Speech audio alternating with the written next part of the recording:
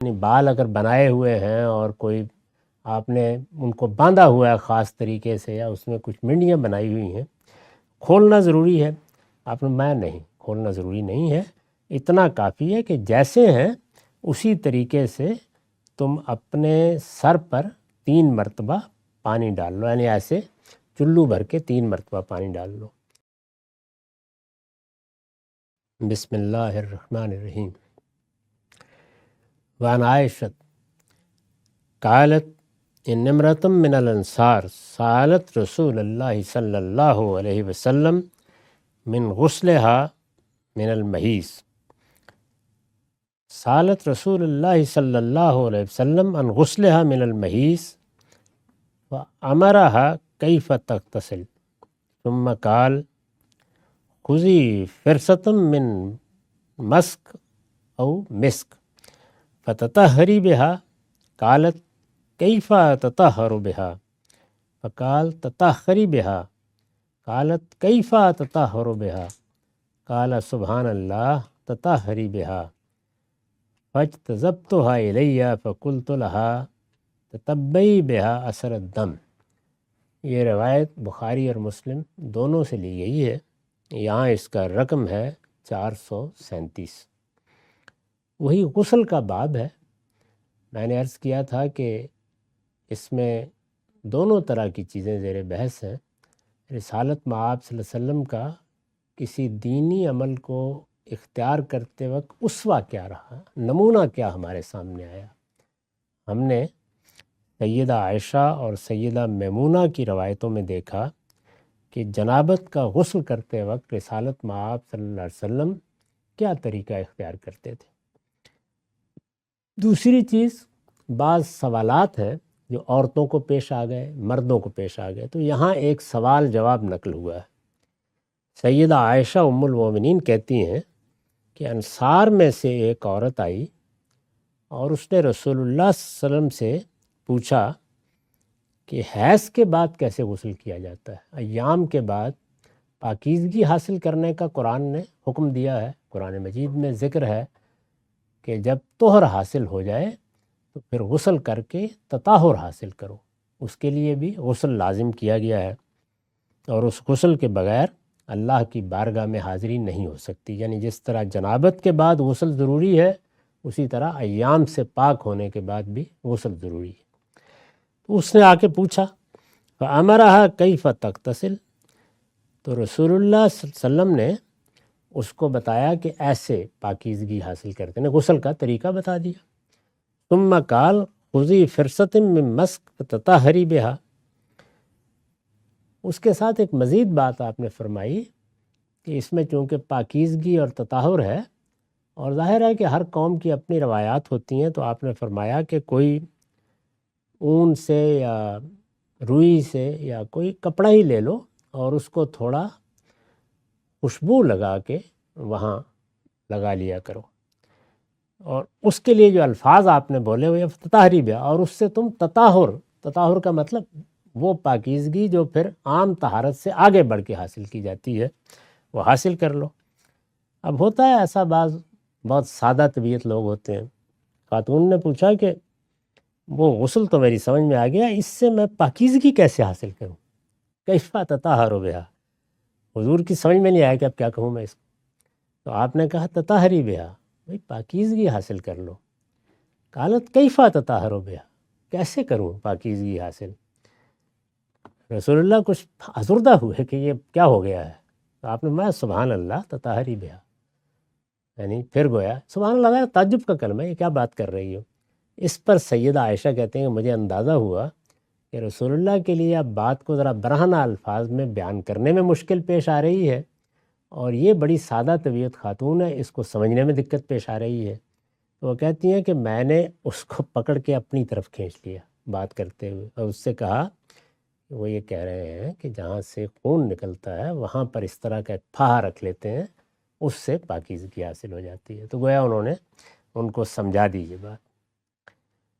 وعن ام سلمہ قالت قلت یا رسول اللہ انی امرأۃ اشد ظفر راسی افانقذہ لغسل الجنابہ فقال لا انما یکفیک ان تحسیہ علی راسک ثلاث حسیات ثم تفیضین علیک الماء وتطہرین۔ مسلم کی روایت ہے، ام سلمہ رسالت مآب صلی اللہ علیہ وسلم کی زوجہ ہیں، ام المومنین فرماتی ہیں کہ میں نے پوچھا یا رسول اللہ، میں تو اپنے بالوں کی مینڈیاں بنا لیتی ہوں اور میں نے ان کو اس طرح باندھا ہوتا ہے، مختلف طریقے جو لوگ اختیار کرتے ہیں، تو کیا جنابت کے غسل کے لیے ان کو کھولنا ضروری ہے؟ وہ اتنا آسان کام نہیں ہوتا جس طریقے سے عربوں کے ہاں یا اسی طرح سے افریقہ کے بعض ملکوں میں لوگ بناتے ہیں، تو کیا اس کو کھولنا ضروری ہے؟ یعنی بال اگر بنائے ہوئے ہیں اور کوئی آپ نے ان کو باندھا ہوا ہے خاص طریقے سے یا اس میں کچھ منڈیاں بنائی ہوئی ہیں، کھولنا ضروری ہے؟ آپ نے میں نہیں، کھولنا ضروری نہیں ہے، اتنا کافی ہے کہ جیسے ہیں اسی طریقے سے تم اپنے سر پر 3 مرتبہ پانی ڈال لو، یعنی ایسے چلو بھر کے 3 مرتبہ پانی ڈال لو اور پھر اپنے پورے جسم پر پانی بہا لو، اس سے تطہر حاصل ہو جائے، یعنی وہ طہارت حاصل ہو جائے گی جو اللہ تعالیٰ کی بارگاہ میں حاضر ہونے کے لیے ضروری ہے۔ تو یہ اس لیے آپ نے رعایت دی اس میں، یعنی اس میں بھی کوئی بحث کر سکتا ہے کرنے والا کہ پانی وہاں نہیں پہنچا وہاں نہیں پہنچا، لیکن ہمارے دین میں یہ مستقل اصول ہے کہ اس میں کوئی ایسی بات نہیں کی جاتی جس میں اللہ تعالیٰ لوگوں کو کسی بڑی مشقت میں ڈال دے۔ تو عورتوں کے لیے بھی یہ بڑی مشقت کی چیز ہو سکتی ہے، چنانچہ آپ نے اس میں رعایت کی، کیونکہ یہ وہ زائد غسل ہے، یعنی اس میں ایسا تو نہیں ہے نا کہ غلاظت لگی ہوئی ہے اس کو صاف کرنا ہے، وہ تو پہلے صاف ہو گئی، وضو کر لیا، غسل کر لیا، تو آپ نے فرمایا نہیں، اس کی کوئی ضرورت نہیں ہے، بندھے ہوئے بالوں کے ساتھ یا گندے ہوئے بالوں کے ساتھ ہی پانی اوپر ڈال لو، یہ غسل ہو جائے گا، تم پاک ہو جاؤ گی، پھر تم نماز پڑھ سکتی ہو۔ وعن انس قال کان النبی صلی اللہ علیہ وسلم یتوضأ بالمد ویغتسل بالصاع الی 5 امداد۔ یہ بخاری مسلم دونوں کی روایت ہے، یہاں 439 رقم ہے۔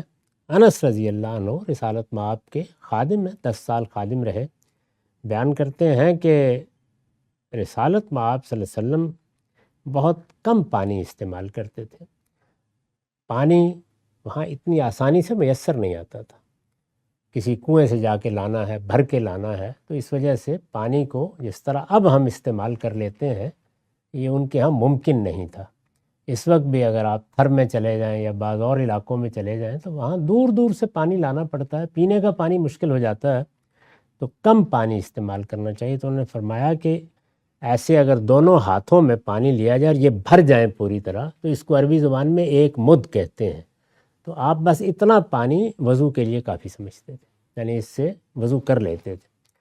اب یہ پانی میسر ہے تو اس میں ہم اس کو بہت بہا بھی لیتے ہیں، لیکن کم سے کم پانی کے استعمال کی مثالیں موجود ہیں، اور مجھے معلوم ہے کہ دیہات میں کیا مسائل ہو جاتے ہیں اور وہاں کیسے پانی استعمال کرنا پڑتا ہے۔ اس کے ساتھ انہوں نے مزید وضاحت کی کہ اسی طرح سمجھ لو، یعنی آپ نے دونوں میں ہاتھوں میں پانی لیا اور گویا پانی سے دونوں ہاتھ بھر گئے آپ کے، تو یہ ایک مد کے قریب ہوتا ہے، اور یہ 5 مد ہیں جو آپ غسل کے لیے بھی کافی سمجھتے تھے، یعنی اس سے غسل بھی کر لیتے تھے۔ تصور کرنا مشکل ہوتا ہے ذرا ہم لوگوں کے لیے، اس لیے کہ ہم اس کے عادی نہیں ہیں۔ وہ بتانا یہ چاہتے ہیں کہ پانی کے استعمال میں رسالت مآب صلی اللہ علیہ وسلم بڑی احتیاط برتتے تھے۔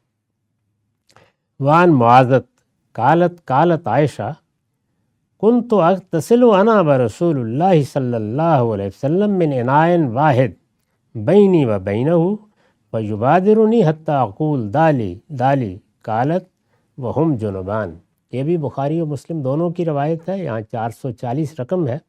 معاذہ بیان کرتے ہیں، انہوں نے کہا کہ میں نے سیدہ عائشہ سے سنا ہے، انہوں نے فرمایا کہ میں اور رسول اللہ ہم دونوں ایک جو پانی کا بھرا ہوا برتن ہوتا ہے، اس زمانے میں پانی ایسے ہی رکھا جاتا تھا، کوئی ٹب یا کوئی دیگچہ اسی طرح رکھتے تھے، ایک ہی وقت میں اس سے غسل کر لیتے تھے، اور اس میں بعض اوقات نبی صلی اللہ علیہ وسلم ذرا جلدی جلدی پانی ڈال رہے ہوتے تو میں کہتی تھی میرے لیے بھی چھوڑ دیں، میرے لیے بھی چھوڑ دیں، اور انہوں نے خاص وضاحت کی وہ ہم جنبان، اور یہ جنابتی کا غسل ہوتا تھا۔ اس میں بھی جو لوگ غلو کرتے ہیں یا اس وہم میں مبتلا ہو جاتے ہیں کہ جنابت کہیں ہمارے پورے وجود میں سرایت کر گئی ہے، اس کو نکالنا ہے، اس میں بڑے اوہام پیدا ہو جاتے ہیں۔ تو انہوں نے توجہ دلائی کہ جنابت کا غسل بھی ایسے ہی کر لیتے تھے، اس سے کوئی فرق نہیں پڑتا۔ اور اس میں یہ بھی بتایا کہ عورت کے ہاتھ لگ گئے، ایک میں سے انہوں نے پانی لے لیا، مرد نے لے لیا، اس سے کوئی غلاظت لاحق نہیں ہوتی، خود حضور ایسے ہی کر لیتے۔ تو یہ باب غسل کا ہے، اس میں ایک دو روایتیں باقی ہیں، اس کے بعد ہم اگلے باب کی طرف بڑھ جائیں گے۔ وآخر دعوانا الحمدللہ۔